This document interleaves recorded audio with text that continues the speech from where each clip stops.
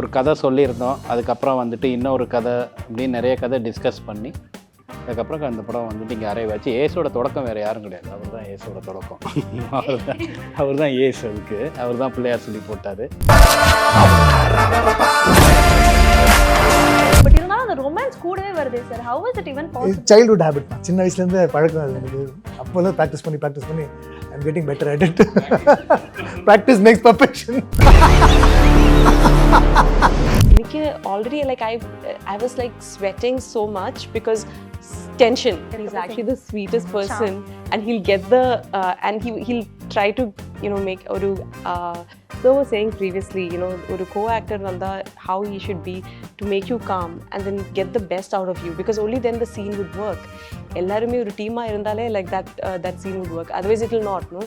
So that confidence that he was saying, and then he was like very calmly saying, but I would still make mistakes because I am like stuck. எனக்கு ஒன்றுமே தெரியாத இடத்துலேருந்து வந்ததுனால நான் முன்னாடி hero ஃப்ரெண்டெல்லாம் நடிக்கும்போது அது ரொம்ப பயமாக இருக்கும். ஹீரோ ஆனால் ரொம்ப பயமாக இருக்கும், இல்லை சீனியர் ஆக்டராக வந்தால் பயமாக இருக்கும். ஸோ நானும் இதை கோத்ரூ பண்ணியிருக்கேன். இல்லை அந்த மாதிரி பெட்டி கடை நான் அப்போ தான் ஃபஸ்ட் டைம் பார்க்குறேன்.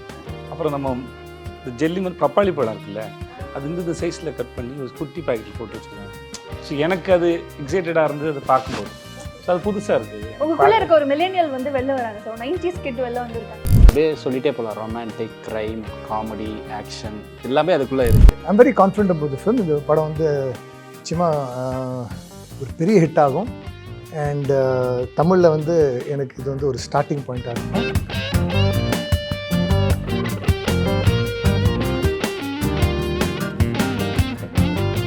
பொதுவாக ஒரு சினிமா பேட்டிக்குள்ள போகும்போது அந்த இன்டர்வியூ வந்து ஏஸ் பண்ணணும் அப்படிங்கிற ஒரு மைண்ட் செட்டோட தான் எந்த ஒரு ஆங்கராக இருந்தாலும் போவாங்க. பட் இன்னைக்கு வந்து I think I have the acing team of Kollywood. So ரொம்ப ரொம்ப சந்தோஷமாக இருக்கேன். And it's very special. ஏன்னா ஆல்ரெடி இந்த டீமோட நான் ப்ரெஸ் மீட் ஹோஸ்ட் பண்ணியிருந்தேன். அண்ட் அகேன் ஒரு கான்வர்சேஷன் ஏஸ் திரைப்படத்திற்காக உட்காந்துருக்கேன்னு நினைக்கும் போது எனக்கு ரொம்ப ரொம்ப சந்தோஷமாக இருக்கு. ஸோ வணக்கம் எல்லாருக்குமே. ஹாய். வணக்கம். யூ ஏஸ் தி இன்ட்ரோடக்ஷன்மா. Thank you sir, thank you so much. எப்படி இருக்கீங்க எல்லாரும்? Very good.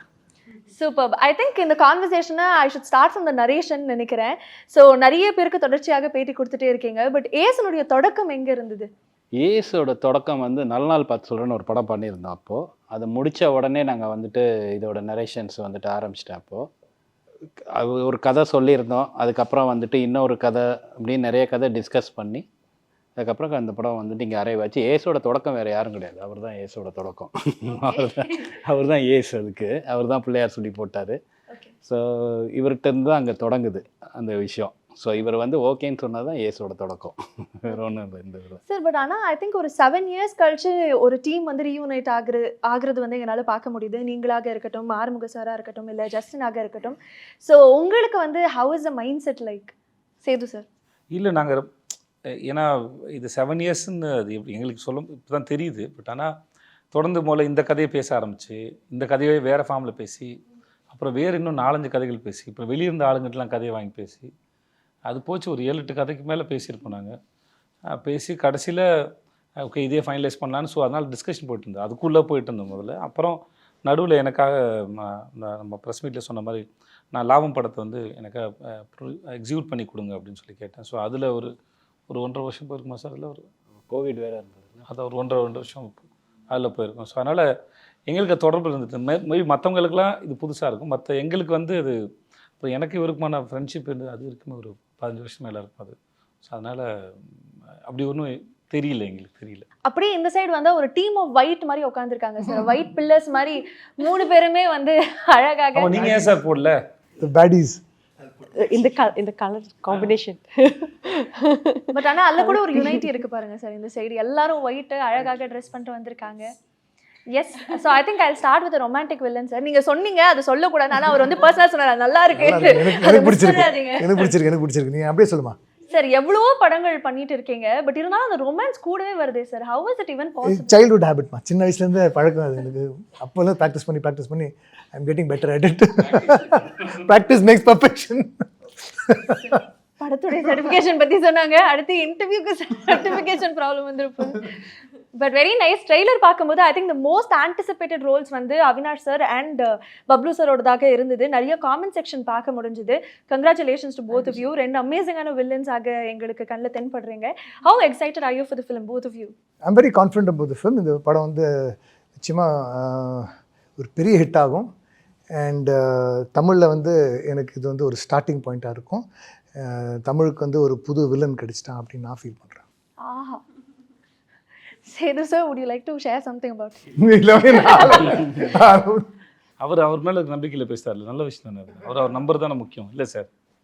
வாழ்த்துக்கள் சார் உங்களுக்கு. Thank you sir. Thank you. Avinash sir, நீங்கள் என்ன சொல்லணும்னு ஆசைப்படுறீங்க?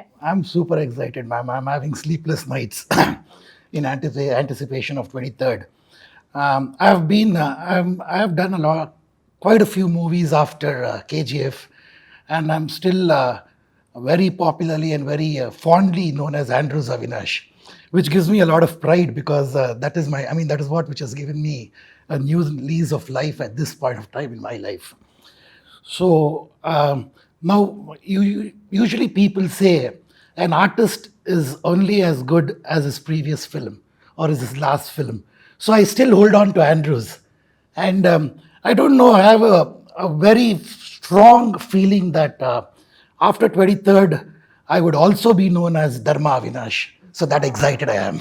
Okay, thank you sir. Thank you so much. I think press மீட்டில் வந்து ஒரே ஒரு சின்ன ஒரு ஆப்ளிகேஷன் இருந்ததுன்னே சொல்லலாம். அது இங்கே வந்து ஃபுல்ஃபில் பண்ணணும்னு ஆசைப்படுறேன் சார். ரெண்டு வில்லன்ஸும் இருக்காங்க. நீங்கள் சொன்ன மாதிரி பப்ளு சார்ட்டையும் ஹேர் கேர் டிப் கேட்கணும், அவர்கிட்டையும் ஹேர் கேர் டிப் கேட்கணும், உங்களுக்கு பியர் டிப் கேட்கணும், இவர்கிட்ட ஹேர் டிப் கேட்கணும். இல்லை, அந்த இன்ட்ரடக்ஷன் அப்போ நீங்கள் வந்து sir I must ask about your hair care அப்படின்னா நான் என்ன பற்றி சொல்லுவேன் அப்படி அவினாஷ் சார். அதனால தான் சார் ரெண்டு பேரையும் இப்போ கேட்குறேன். சொல்லுங்கள், what do you do to maintain your hair? எந்த ஹேரை பற்றி பேசுகிறீங்க? இல்லை அந்த தாடி பற்றி இல்லைம்மா. நீ ஏமா இல்லைங்க, தாடி பற்றி அவர்கிட்டையும் தலைமுடி பற்றி உங்ககிட்டையும் கேள்வி உங்களை கேட்டால் உங்கள் தலைமுடி பற்றின அர்த்தம். அதான் சரி, எனக்கே ஒரு மாதிரி ஷையாக ப்ளீஸ் சொல்லுங்கள். இல்லை, I eat healthy, I work out, I don't smoke and drink. So அதனால் I have good hair. Super sir. Coconut oil, ma'am. So, This I'm losing, so I can't comment on this. But இன்ஸ்டாவில் போனீங்கன்னா நிறைய இந்த மாதிரி வந்து hair பற்றின நிறைய reel இருக்கும். அது இப்போ அந்த மாதிரி இருக்குது இந்த இன்டர்வியூ, வேறு ஒன்றும் இல்லை. சார் அதெல்லாம் ஃபாலோ பண்ணுவீங்களா நீங்கள்? இன்ஸ்டாகிராமில் இந்த நிறைய ஹேர் கேர் ரொட்டீன் எல்லாம் சொல்கிறதெல்லாம் ஃபாலோ பண்ண மாட்டோமா, ஸ்க்ரோல் பண்ணுவேன். அதான் சார், அந்த மாதிரி பார்ப்பீங்களா? அதான் நீங்கள் ஃபாலோ பண்ணால் நான் என்ன எடுத்துக்கிட்டேன்னா டிப்ஸ் எடுத்து ஃபாலோ பண்ணீங்கன்னு கேட்குறேன்னு நினச்சிட்டு வேறு எதுவும் இல்லை. இல்லை, சும்மா அது எப்பயாவது பண்ணுவாங்க. அந்த மாதிரி ஏதாவது டிப் எடுத்து சரி இதை ட்ரை அந்த மாதிரி இல்லை அப்படிலாம் யூ ஜஸ்ட் ஸ்க்ரால் அக்ராஸ்? இல்லை அப்படிலாம் தேவைன்னா அது டாக்டர்கிட்ட போகிறது. இல்லாட்டி என் ஒய்ஃப் அவங்களுக்கே சில டிப்ஸ்லாம் தெரியும், அவங்களே நல்ல ஆயிலெலாம் மேக் பண்ணுவாங்க. ஸோ அவ்வளோதான வழியே. மற்ற எதையும் திரும்பி புதுசாக ட்ரை பண்ண ஆரம்பிச்சேன்னு வச்சுக்கோங்களேன், 100 பேர் 100 விஷயம் சொல்கிறாங்க, ரொம்ப கன்ஃபியூஸ் ஆகுது அதில் வந்து. Beautiful. So Divya, welcome to Chennai. I think we missed you in the press meet. I'm very glad that you're back. So சொல்லுங்க, how excited are you for the film? ரொம்ப எக்ஸைட்டடாக இருக்கும். லைக் இது வந்து like ஒரு comedy, like situational comedy. It revolves around a lot of comedy. So my character revolves around a lot of comedy. So அது வந்து ஒரு it's the first time experience to do that kind of a character. The directors put a confidence in me. That I feel like because I haven't done comedy, this is the first time I'm doing. So, and I would love to do comedy roles, because usually when people see me, they'll be like, okay, she can do a little more intense or serious roles or something like that, and that's what I've done. And so it's making me feel and I'm super excited, and romba excited ah irukum, like because 23rd is my lucky number.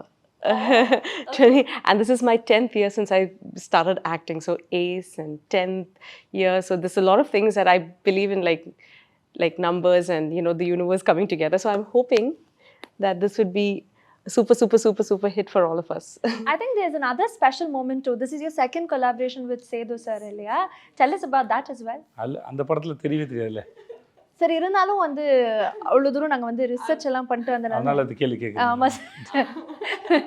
But நீங்களே mention பண்ணியிருந்தீங்க இல்லையா, காத்துவாக்கில் 2 காதல் press மீட்டில் mention பண்ணியிருந்தீங்க. நடிச்சிருக்காங்கன்னு. ஆமாம், because I'm actually playing Asoda அம்மையோட character தான். Like his childhood Seema ma'am flashback character. So but it was very it's a very beautiful character that I got. Like I got to have a few beautiful lines that அப்போ அது வந்து எனக்கு ரொம்ப special ஆகிடுது. Then to when they said that I'm playing his mom, so it was like it was surreal experience. And then again to see sir again back here, it was again இது to work with him was இது வந்து like சரோட there's a scene இது இந்த ஃபிலிமில் ஒரு scene இருக்கும். நம்மள super மார்க்கெட்டில் நடந்துட்டு இருக்கோம்.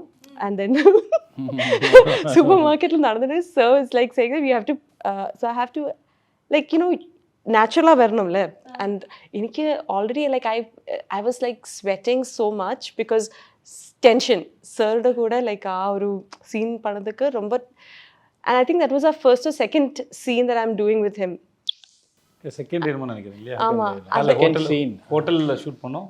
ஆமா, அடுத்த நாள் செகண்ட் டே நினைக்கிறேன். செகண்ட் டே அது எனக்கு ரொம்ப டென்ஷனாக இருக்கும். Like whenever I see him I get tense. So I'm like and you should actually but he's very on this. எனக்குமே அந்த ஃபீலிங் தான். I think press meet அப்பவும் சரி இப்பவும் சரி ஒரு bit of ஒரு nervousness உள்ள இருந்துட்டே but இருக்கு. he's actually the sweetest person and he'll get the and he'll try to make ஒரு so was saying previously ஒரு co-actor vanda how he should be to make you calm and then get the best out of you, because only then the scene would work. Ellarume oru team ah irundale like that scene would work, otherwise it will not. No, so that confidence that he was saying, and then he was like very calmly saying, but I would still make mistakes because I am like stuck because I'm nervous. I was so super nervous. So I don't know whether எல்லாரும் தான் தப்பு பண்ணுவோம். நாங்க பண்றது இப்ப என்ன பத்தி சொல்றேன்னா சொல்றேன், எனக்குமே அது இருக்கும். பட் அந்த இடத்துல போய் ஒரு சீனை வந்து எக்ஸிக்யூட் பண்ணும்போது அதோட ரெண்டு ஆக்டர் நடுவில் இருக்கிற அந்த கெமிஸ்ட்ரி, வீட்டை வில்லன் ஹீரோ அது ஹீரோயின் இல்லையா என்ன ஃப்ரெண்ட்ஸ் என்னவாக இருந்தாலும் அந்த சீனுக்கு உண்டான அந்த கெமிஸ்ட்ரி வந்து ஸோ அந்த டைமிங் வந்து ஒர்க் அவுட் ஆனதான் உண்டு. ஸோ மோஸ்ட்லி இப்போ எனக்கு வரலைனாலும் நானும் இல்லை இப்படி பண்ணுறேன் உங்களுக்கு இது ஓகேவா அப்படின்னு கேட்டுக்கிறேன். ஸோ அது ரொம்ப முக்கியம். ஒரு ஆக்டர் வந்து ஆன் ஸ்க்ரீனில் கம்ஃபர்டபுளாக இருக்குது ரொம்ப முக்கியம். எனக்கு ஒன்றுமே தெரியாத இடத்துலேருந்து வந்ததுனால நான் முன்னாடி ஹீரோ ஃப்ரெண்டால் நடிக்கும்போது அது ரொம்ப பயமாக இருக்கும். ஹீரோ வந்தாங்கன்னா ரொம்ப பயமாக இருக்கும், இல்லை சீனியர் ஆக்டராக இருந்தால் பயமாக இருக்கும். ஸோ நானும் இதை கோத்ரூ பண்ணியிருக்கேன்.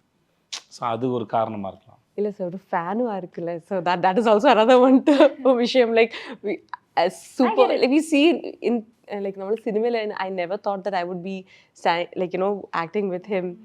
அப்போ sharing screen and walking together, I'm like devame like pichu nokum chala samayam I'm like is it true, like how did I get even there? happening to me அப்படிங்கிற mindset.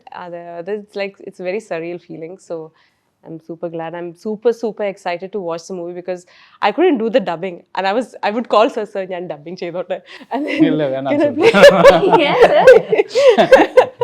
கால் பண்ணாங்க,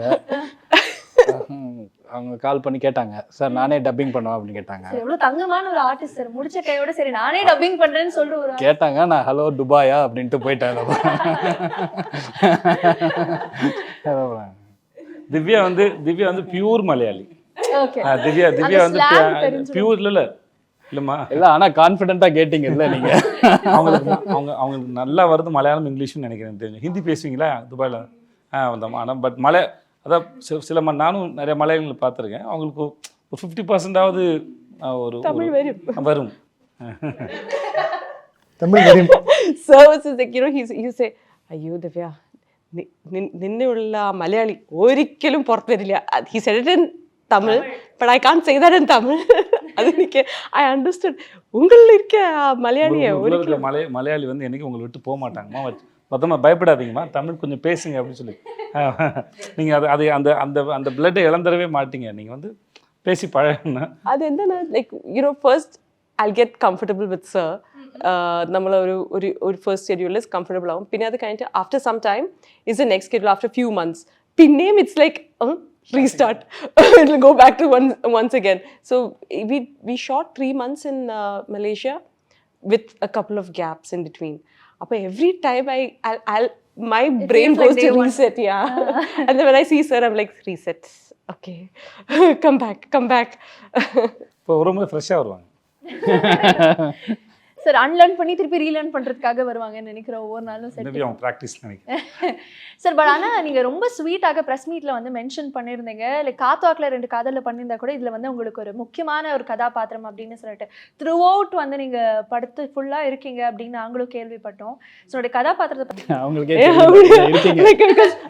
இருக்கீங்க No, I haven't, because usually நம்ம dubbing பண்ணும்போது நம்ம கொஞ்சம் பார்க்கும்ல, so we can have some sort of a judgment of our character.